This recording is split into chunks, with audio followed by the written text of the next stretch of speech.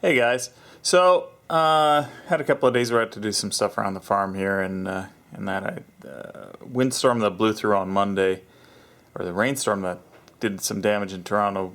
We caught kind of a piece of it here, and I ended up doing a bunch of cleanup of trees in the yard here.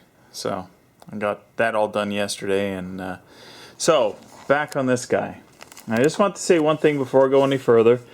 I think that I offended some people when I was complaining about some of the bodywork on here. Some of the guys were talking. Well, I think specifically I offended one person, and I wasn't taking a piss at old school body. I was taking a piss at this guy, the guy who did the bodywork specifically on this vehicle. And perhaps this was the best work he could do. Perhaps not. It's a matter of opinion. But nevertheless, I'm going to let that go. No more bitching about the bodywork that was done on here. It's all about straightening it out to the point where I'm satisfied with it. So, today, I'm going to be working on this part right here. And since it's a weekday, I'm probably not going to have a whole lot of time to do a lot. But I'm going to try and get this stuff, sorted out. I'll cut this section. Well, I'll see what it looks like underneath here, but I don't think it's too bad. I don't feel too much on the bottom except up here. So I think I'll cut out this portion, graft in a piece here, tie it in there. And then I probably will cut out a big part of this section here. I might even cut it out right over to here. We'll see. I kind of want to avoid cutting that piece out, but no matter what, I'm going to have to cut one side of it out regardless, because when I replace this channel or repair this channel, it's going to be pretty hard to do it without doing something with this thing here. We'll see how we go here. In any case, I'm not sure. I still haven't figured out what I'm doing here, but we'll jump that bridge when we come to it. I'm pretty sure I'm going to just try and at least for this section here, I'm going to try and graft in a piece, but I was thinking about it.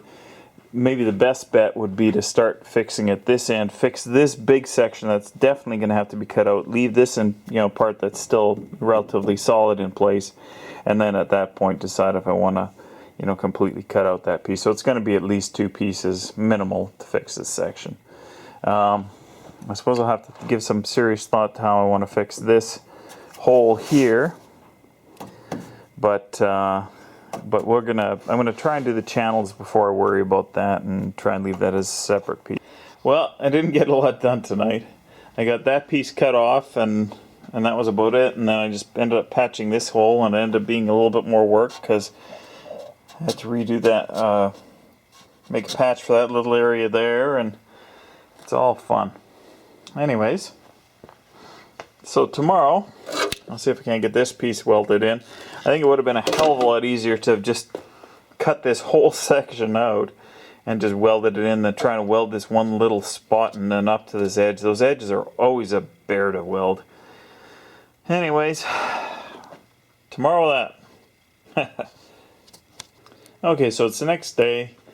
Today I'm going to try and fix up this section. So what I'm going to do is I'm going to cut this piece out, graft in a new piece, and then I'll graft in the other big piece that goes across there, like so.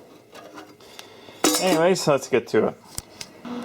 Okay, so rather than this taking the form of a status report, I thought I'd show you guys exactly what I do when I'm fitting up a piece to TIG weld it in. Now, with MIG, you don't have to have the same close tolerances, but it does help to have it as close as possible. So, I've cut my patch piece to length, and it's going to go in there like that. What I've done is, along the spot where I know I'm going to trim this back, this is already longer than it needs to be. So this will be trimmed back to almost to that line where where you see it breaks, basically. And I've coated this with Dicom, which is, just so you know what that is, it's basically a layout dye that you use for machining. I don't see any reason why you couldn't just use a marker if you wanted to color that spot in. You'd want to clean it off before you weld it, but nevertheless. So what I'll do at this point is I will clamp this in place, and I'll use a machinist scriber and I'll mark out a line. That's just a carbide tipped scriber, a little bit of fur on the tip, but it is sharp at the tip. And mark it out, and then I'll use these guys, either the lefts or the rights, depending upon which is appropriate. Probably be the, it would be the, well, these ones, I actually don't know what the difference is between left and right on these guys here. Did I actually say on these what they are? It's not much help, is it? Okay, but in any case, when you're cutting, you want the lower jaw to be on the waist piece, is basically what the way it would work. So whether this is a left or a right, that's this would be the way I'd be cutting if I was going in that direction. And when you're cutting with these tin snips, with a good quality set of these Weiss ones, you can actually follow a scriber line almost exactly, and then your patch panel will fit exactly, if you take into account things like metal thicknesses and that sort of stuff. I'll scribe this and show you what I mean when I cut it out. Okay, so I clamped this piece in place. I kind of have to compromise on it. I have to clamp it at this corner to hold it together because there really isn't enough metal left to clamp it against it. Pressed it down tight at this end and then ran my scriber along here, and it's kind of going to be confusing to see what's there because I got actually a couple of lines, one from a previous cut I was going to make and one from 2 tries at this. You can see as it moves along here, blah blah blah, pretty much along the brake line. It doesn't look as even, but somewhat maybe irregularities in this surface, which actually would be a good thing because this was all plasma cut along this edge, so it's not 100% regular. So what I'll do now is I'll take the tin snips and I'll cut along this line. I may have to, die grind. Well, what I've had to do before is I've taken the die grinder and I've cut a piece out of the middle, and then I just went in either direction with the tin snips. So unfortunately, it's going to be really hard for me to show you that, but we'll see how we go. I'll cut out, like I said, the center section, and then I'll come back and see if we can show you what I mean when I'm cutting with the tin snips. Okay, so what I've done is I've cut that section out there, and I'm going to use this set of tin snips. And what I mean by the lower jaw is obviously whichever jaw is on the underside, because this jaw, as you're holding it, as you're holding it, will always curl up the metal. This jaw won't. At least not in, if you use it this way. I suppose if you went and you were cutting the short piece on this side, it would curl down. But nevertheless, that's the way I would use this one here. And if I go along, I can actually hit that scribe line exactly with these set of tin snips, certainly within probably, like a few thou, or maybe even 10 thou, however you want to say it. And I can trim that along there, and then if I was careful about the way that I marked out my piece and I took into account any, material thicknesses, my scribe line should be perfect. Now it's probably best to do that in stages so that you don't overcut, because that'd be, nothing you can do about that.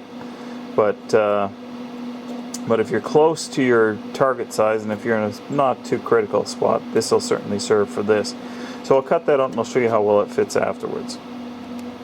Okay, so there's the piece just kind of setting in place, and you can see I got fairly close on that with that trimming. Certainly the gap is less than the width of one of these blades on one of these tools, or half the thickness of the actual sheet metal.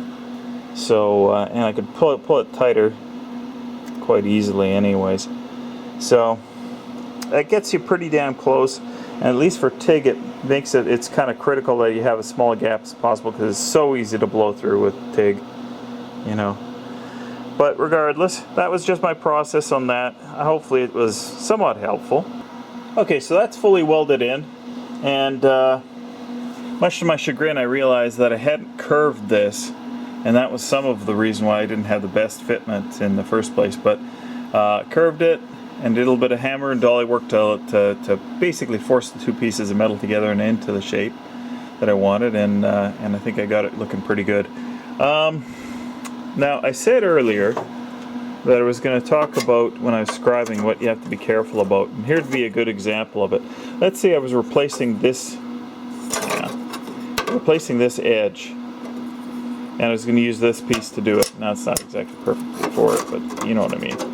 So if I butted this up in that location and scribed along there, there's a great example of how once I cut this original piece off, I would mess up my lines, because now I'd be, you know, at least one metal thickness, you know, too far that way in my cut, and consequently, if I really wanted to do it right, I'd end up having a, you know, a fair gap. That's why you kind of have to do an iterative process, or choose some kind of a baseline to start with. Now, when my baseline for this one was, I just wasn't sure if it was still hot, was this edge here. I trimmed that edge square to where I wanted it to be. Then I laid it on top, clamped this corner together, and then did my scribe line over top of that. And at that point, I knew, okay, well, that's going to be fine.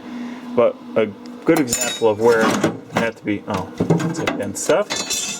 I had to be a little more careful was with the patch that I welded in here, because what I had to do was I had to fit that whole top edge, and then I could start working on fitting the bottom edge to the contour. You can't see much because it's dirty and it's not the best patch, so I'm kind of hiding it. But I think you get the idea that you have to kind of look at it from the point of view that if you're laying a piece of metal over top of another piece of metal, it's not going to be in exactly the final position. So you just have to kind of compensate for that. I think my power 2 hours is done. So I think what I might do is, did I bend either of these pieces to contour? No, these are all both flat. So neither of those have been contoured to fit in this location.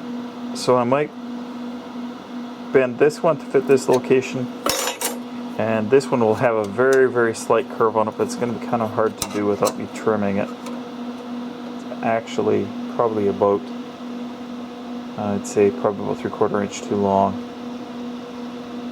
Actually, no, it wouldn't be, because it's got to be mitered into this corner, so it's actually probably about 1/4 inch too long. But there's no point in actually even fitting that, because I can't put it in until this piece is in place. So maybe I'm getting ahead of myself here.